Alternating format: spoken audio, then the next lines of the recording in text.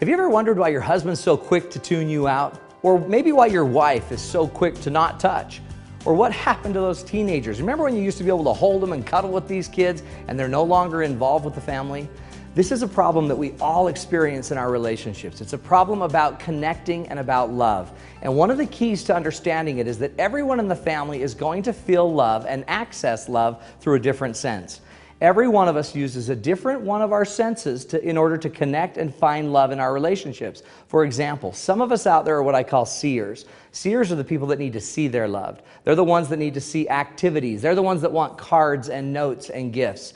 The seers are the ones that need to see the house is clean and that people are smiling. My wife is a complete seer. She loves it when I'm helping cleaning and when I'm vacuuming. For some reason, it really makes her feel loved. I, on the other hand, am more of a hearer. I need to hear positive things. I need to hear things that are going well, things that are working. By the way, the hearers are the ones that said, I love you first in your marriage. So think about your marriage. Who's the first person that actually verbalized their love? I bet you bucks that person's a hearer. So we have seers and we have hearers. We also have touchers.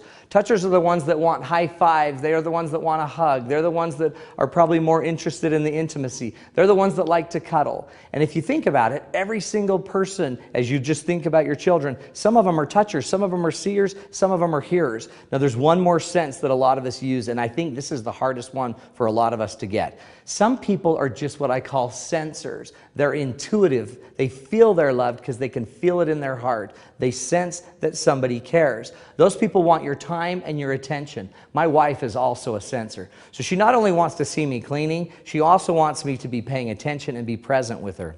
In fact, one day we went to a movie and she said the craziest thing I've ever heard. She said, Matt, you never look at me in the movies. And I'm like, what? She says, you never look at me in the movies. And I'm like, I know, I'm watching the movie. And she says, I look at you in the movies. And I said, I know, it's creepy. But the reality is, I don't want her looking at me, but she's a seer and a sensor. She wants me to connect into her during the movie. I would rather that after we go have a really good conversation about it and maybe we hold hands.